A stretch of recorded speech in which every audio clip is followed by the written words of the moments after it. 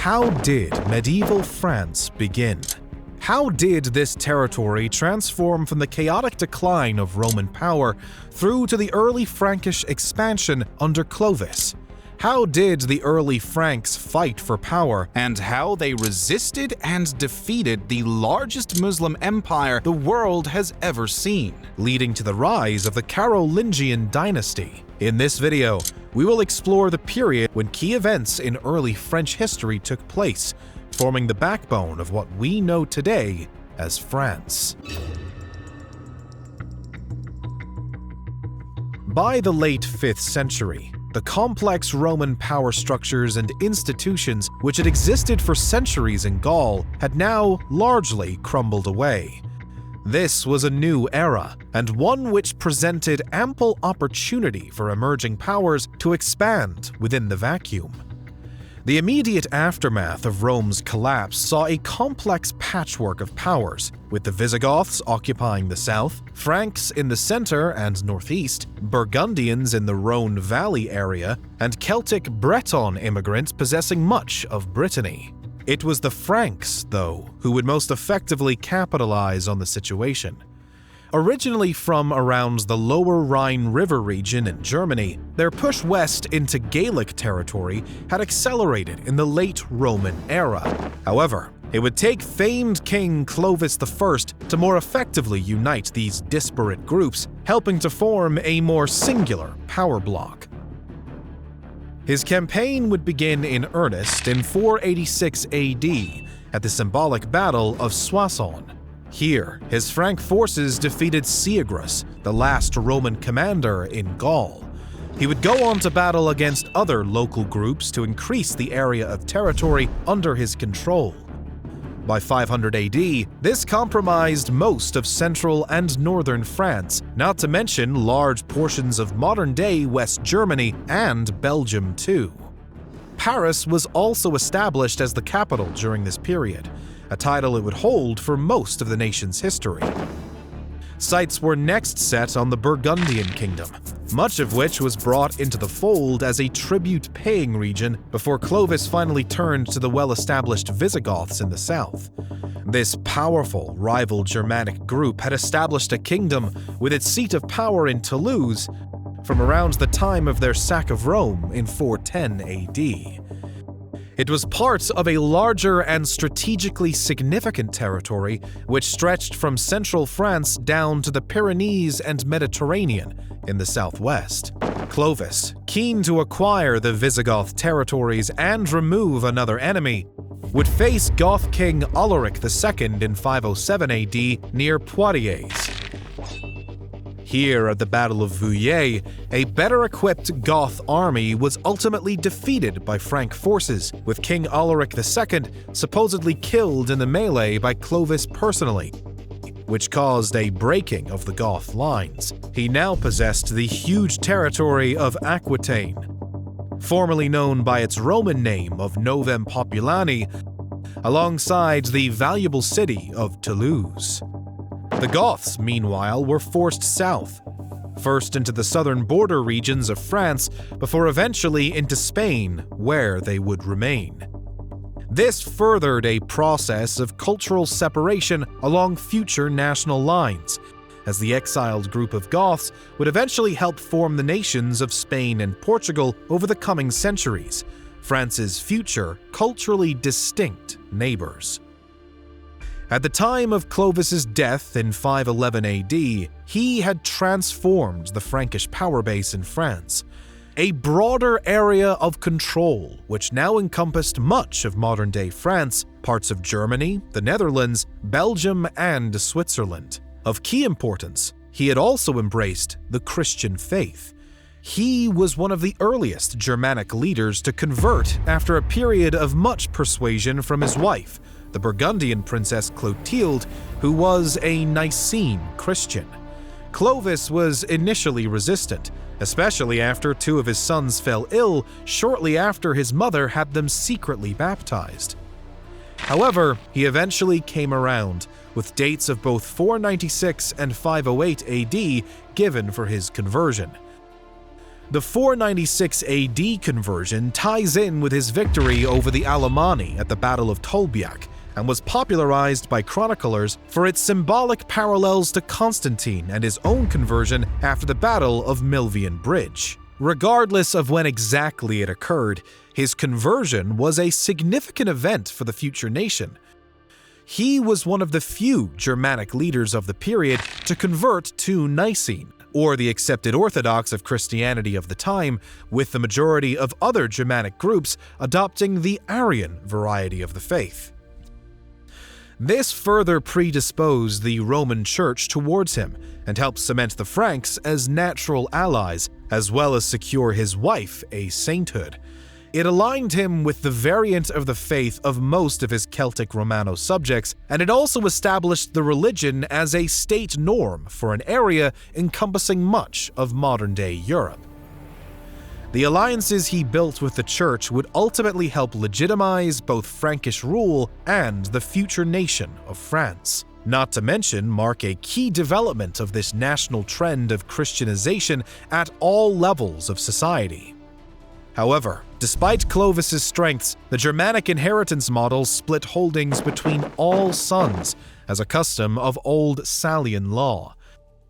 This meant the kingdom was divided at the time of his death into 4 separate entities, a division process which would be repeated again with the death of King Clotaire I in 564. It was a severe weak point in their power system, as it diluted the empire at the point of inheritance, encouraging fragmentation and interfamilial conflict. It was an issue which would not be fully addressed until the rise of a more enduring inheritance model in the 11th century under the Capetian Dynasty. They would be the ones to usher in primogeniture and passing of rule onto the firstborn son, also a key facet of future monarchical France. The remainder of the 6th century passed in this way, with periods of increased fragmentation of the kingdom when it was split between multiple heirs, followed by shorter periods of a more successful heir consolidating power.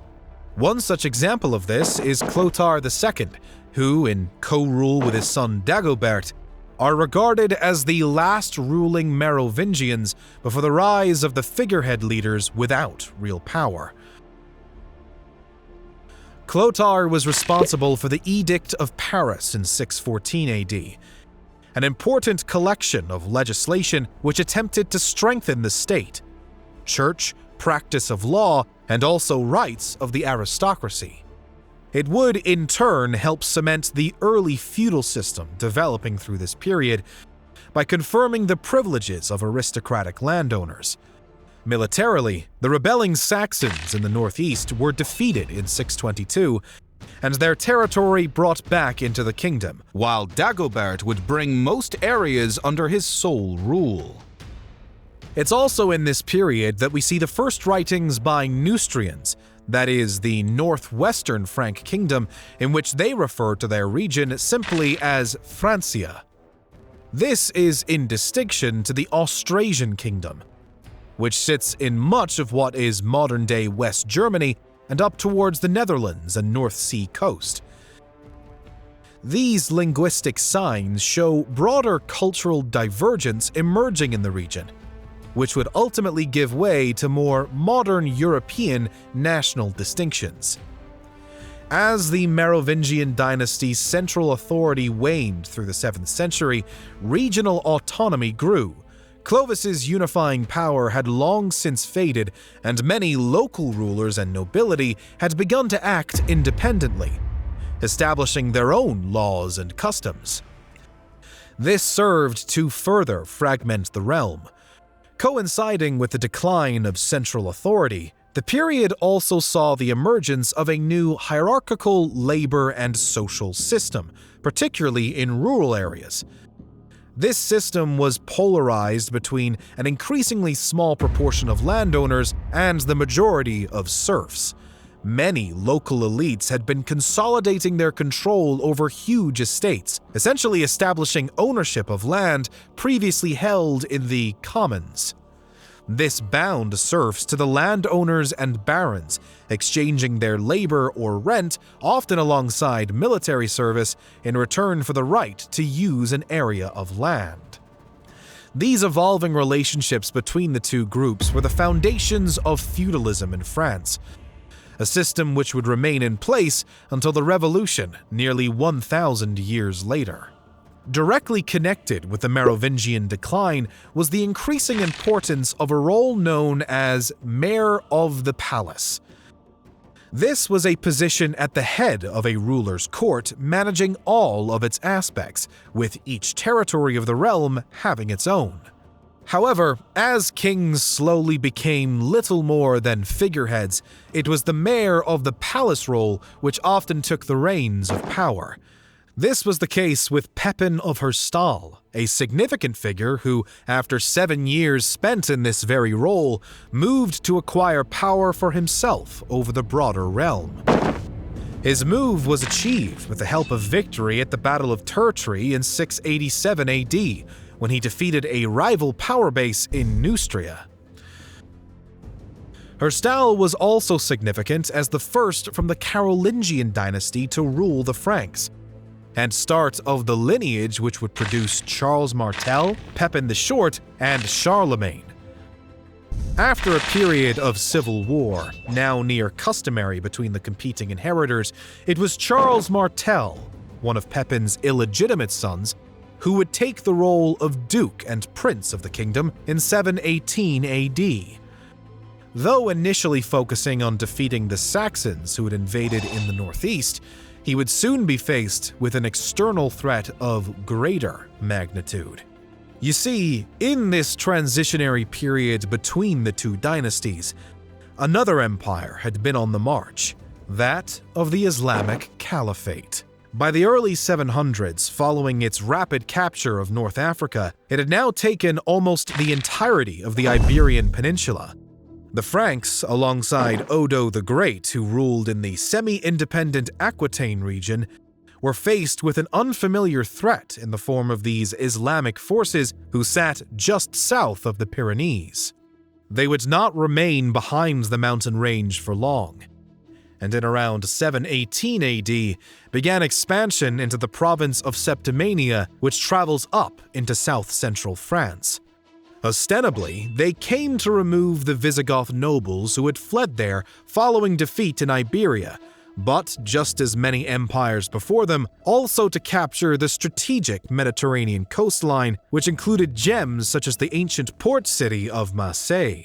Narbonne was captured in the early phases of the campaign, before the Umayyad advance was temporarily halted in 721 AD by Odo the Great of Aquitaine. Here at Toulouse, he made a stand, and after savage fighting, managed to push back the invaders towards the Pyrenees. However, around 724 AD, the Islamic campaign would be reinvigorated under the leadership of Anbasa ibn Sahayam al-Kalbi. After recapturing Toulouse, Nîmes, and a string of smaller towns, the Muslim army looked to pose an existential threat, causing great consternation among Frank leaders. The Umayyad armies got to within around 30 kilometers of Paris in a huge push north, though facing resistance, eventually retreated south back to Septimania with their ample spoils. This was more of a raiding and exploration campaign than a full-scale settlement drive. It nevertheless demonstrated the capabilities of the Islamic armies at the time. Alongside the relative weakness of European resistance, it would remain the furthest into Europe invading Islamic armies ever reached. Though there was Islamic raiding from Septimania in the following years, it wouldn't be until 732 AD that a new full-scale invasion into Francia would occur. An army led by al-Ghafiqi crossed the Pyrenees, first reinforcing garrisons in Septimania before pivoting west into Aquitaine to face the powerful Odo the Great. Following numerous encounters, Odo's forces ultimately withdrew north, leaving the majority of Aquitaine open to the invading army. The Umayyads now had control of much of southern France in what was a serious blow to the Frankish rulers. Al-Ghafiqi was wary of the resupply distance between their home of Cordoba and their current position in central France. However, he decided to push on towards Poitiers. It would be here, somewhere north of the city, that the two armies would climactically meet at the Battle of Tours. After a period of days staking each other out, Umayyad forces finally began a reluctant assault uphill against Martel's men, who occupied the higher ground. Despite the quality of the Muslim-heavy cavalry and complete lack of any in the Frankish ranks, Martel's heavy infantry held strong. Described as taking the Macedonian phalanx position, wave after wave were resisted until eventually the battle turned, with the Muslim armies making a tactical retreat during the night. This was a key turning point, not only in the history of France, but arguably the whole of Europe too. Though Islamic forces would continue to hold on to French southern possessions into the mid-8th century, this battle marks the point where their seemingly unstoppable push into Europe was halted. While it became apparent Berber revolts in North Africa had played a part in the general Umayyad pivot away from France, this didn't matter to Martel. It was a victory of great value. He'd symbolically defeated an invading Islamic army, gaining both prestige among his own population as well as earning great favor with central Catholic authority. The battle would also help cement the rise of the Carolingians, with Martel's son Pepin the Short being the first of the faction to officially be crowned as king, rather than holding the title of duke and prince. Pepin assumed the throne in 751 AD after deposing the last official Merovingian king, Childeric III. As the first Carolingian king of the Franks, Pepin had a fairly illustrious reign. He finally pushed out the remnants of the Umayyad forces in Septimania, as well as extending territory under his control as far south as Barcelona at one point. Pepin also consolidated internal rule, legal systems, and further deepened the alliance with the Roman Church, dramatically sending relief forces to Pope Stephen II around 754 AD in their battle against the invading Lombard tribes in central Italy. This essentially secured territory on the papacy's behalf and was a crucial lifeline. It became known as the Donation of Pepin and also established the legal precedent for the papal state. However, despite his consequential reign, it is his son Charlemagne who generally takes the spotlight in this period for his contribution to the formation of the nation. One man's empire would shatter into 1,000 pieces, and from that chaos, modern France was born. This is the story of how the greatest empire in Europe fell apart, and why that destruction created one of the most powerful nations in history. It starts with Charlemagne's death in 814. Within decades, his vast empire, stretching from Spain to Germany, fractures. Vikings tear through the coastlines, local lords seize power, the kingdom of the Franks is dying. But something unexpected happens in these centuries of violence. Between the 8th and 11th centuries, three forces collide: Charlemagne's imperial dream, the Church's growing power, and the Vikings' relentless raids. Out of this collision emerges something no one planned. A new identity, a new people, a nation that would shape the next 1,000 years of European history. This is how France was born. Pepin the Short had cemented the dynastic transition, and by the time of his death, the powerful Frank kingdom was firmly in Carolingian hands. His son Charlemagne, who inherited rule, would go on to become the most famous of the Frankish kings and a key figure in the formation of modern France. Pepin's kingdom was extensive and encompassed most of modern-day France, Western Germany, the Netherlands, and Belgium at the time of his death. Charlemagne and his brother Carloman I initially shared rule between them, in what would become an uneasy alliance. Embarking first on a joint campaign against the rebellious province of Aquitaine in the southwest, which had long bothered their father. Carloman, though, would pull out early on for reasons unknown. Charlemagne, demonstrating his emerging military prowess, finished the campaign alone and subdued the province after 10 years of unrest there. Carloman's unexpected death soon after, in 771 AD, would resolve the issue of their rivalry, handing sole rule to Charlemagne. He quickly sought to consolidate power in his brother's former realms by turning his attention to the Saxons in the northeast, who were resisting Frank authority, a sign of the expansionist drive which would define his rule. Though this campaign would not end the Saxon threat, as they would rebel intermittently for another 33 years, it did help boost his standing among the military and help secure allegiance from remaining factions previously loyal to his brother. This campaigning was followed almost immediately in 772 by a request from new Pope Adrian I for Charlemagne's assistance in recapturing papal territory from the hostile Lombard people. This was an opportunity for Charlemagne to gain favor and deepen his relationship with the church, which he seized. The Lombards had been taking over territory from the Papal States in their drive to dominate the Italian peninsula. This had left the papacy in a vulnerable position and in need of outside assistance. Charlemagne first tried to resolve things diplomatically with Desiderius, the Lombard king. When this failed, he prepared an army to cross the Alps into Italy and besiege the Lombard capital at Pavia from late 773, aiming to starve them out. By June 774, with disease running through the city, the Lombards at Pavia surrendered, with Charlemagne assuming the title King of the Lombards. Not only had he gained great favor with the papacy, further legitimizing his dynasty and rule over much of Europe, but he had also greatly expanded the area under his control. The Frank kingdom now incorporated northern Italy alongside most of Western Europe, increasing the wealth of his court and standing among his people. In 781, Charlemagne made the journey to Rome at the request of Pope Adrian for the baptism of his young son, illustrating the depth of his relationship with the church by this point.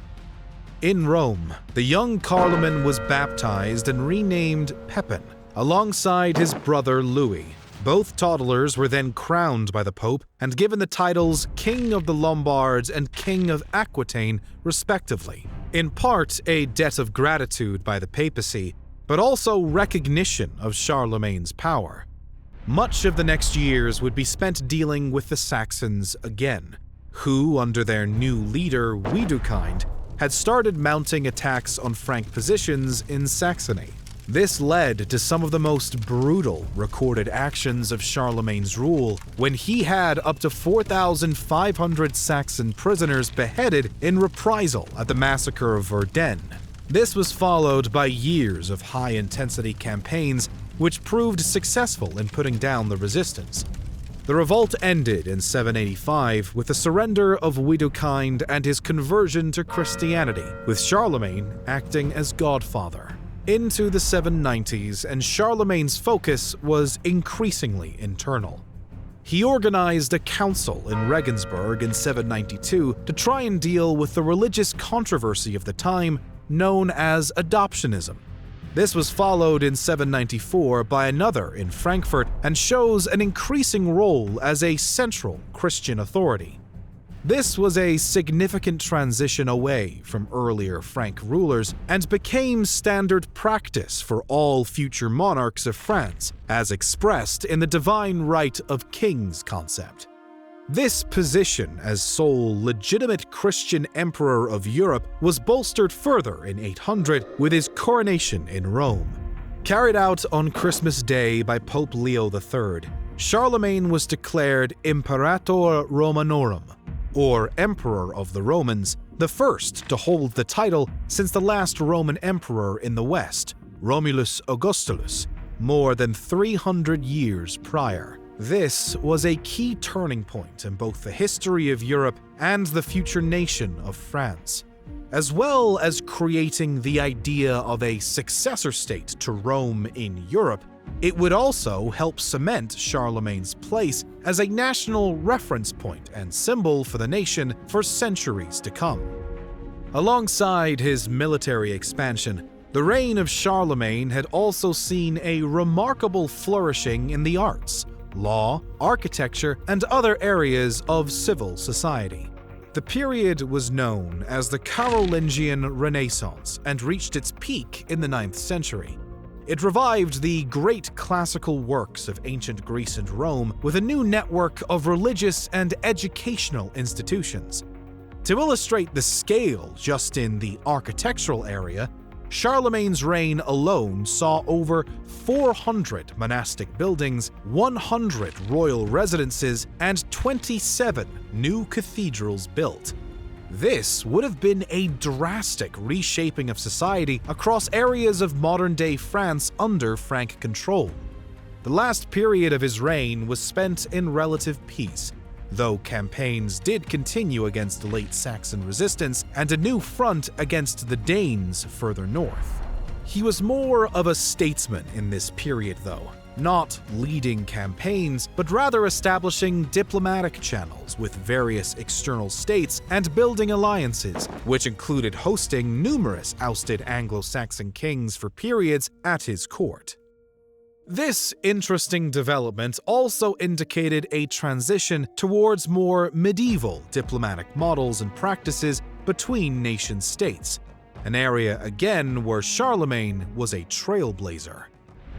On his death in 814, Charlemagne left an empire transformed and a new power dynamic in Europe. Although he couldn't have done much more to pass down a good inheritance to his sole surviving son and heir, Louis, storm clouds were brewing for the Carolingian line. King Louis I kept the empire together for the most part, though increasing rebellions showed a decline in central authority. The real drama would unfold at the time of his death, with the specter of the Germanic inheritance feud returning, with sons battling for supremacy.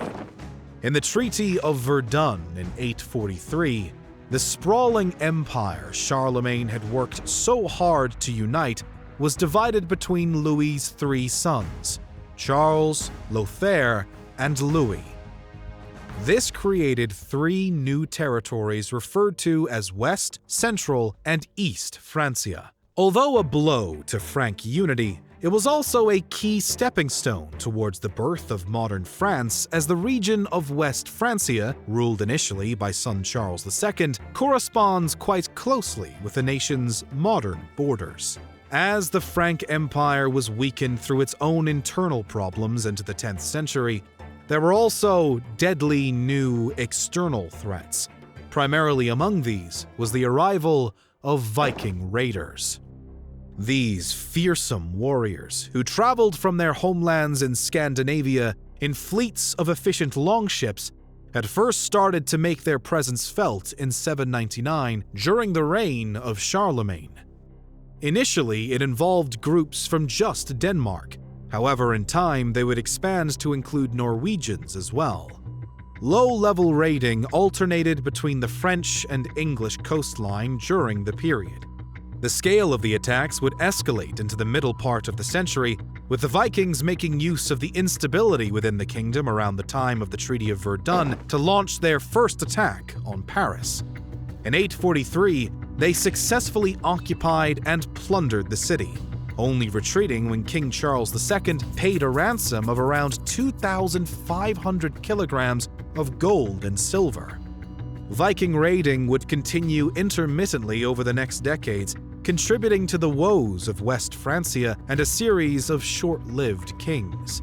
The largest attack on Paris would come in 885, when as many as 40,000 Viking warriors in 700 ships descended upon the capital.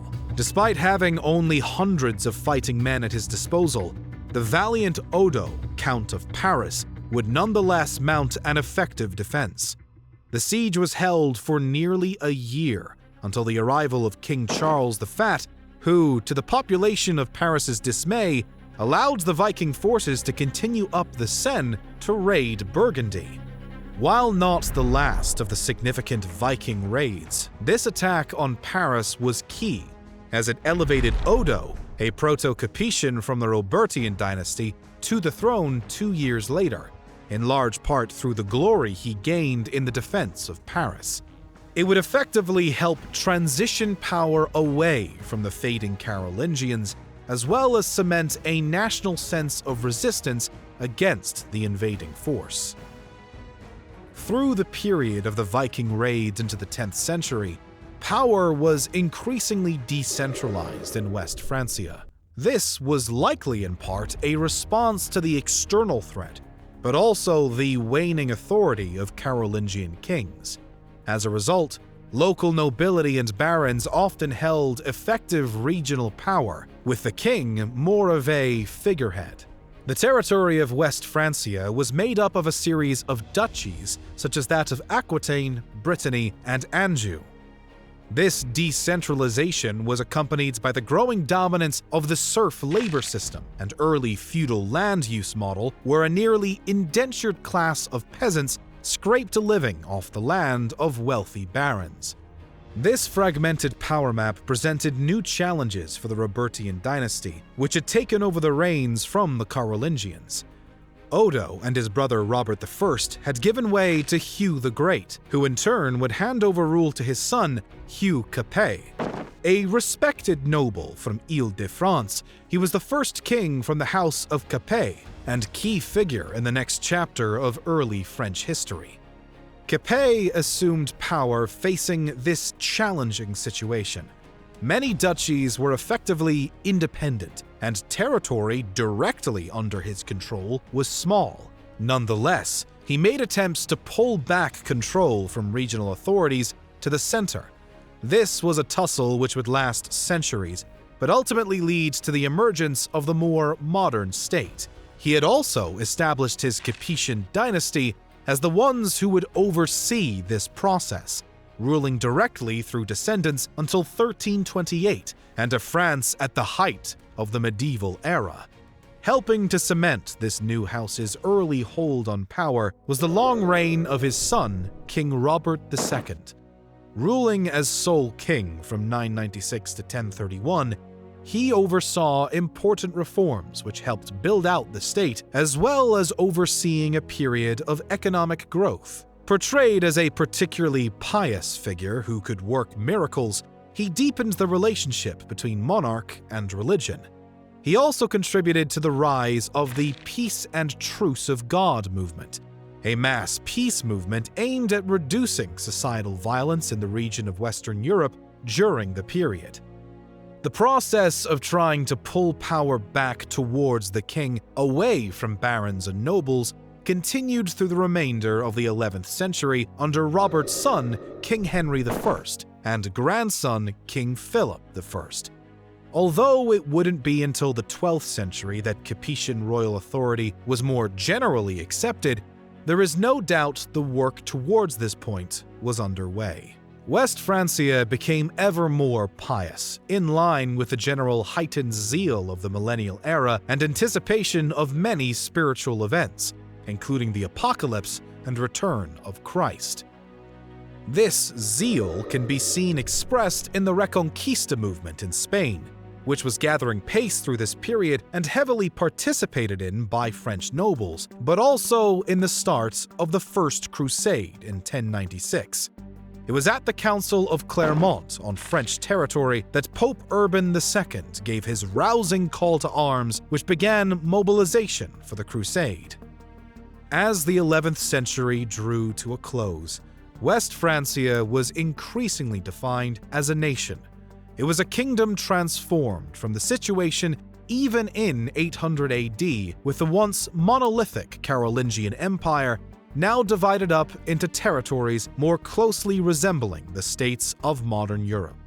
Charlemagne's mighty legacy had given way to the Capetians, who would focus themselves on the internal work of consolidating power around the king at the center, with previously autonomous regions gradually brought to heel. This was the final stage of a process which would give rise to a truly monarchical and modern French nation.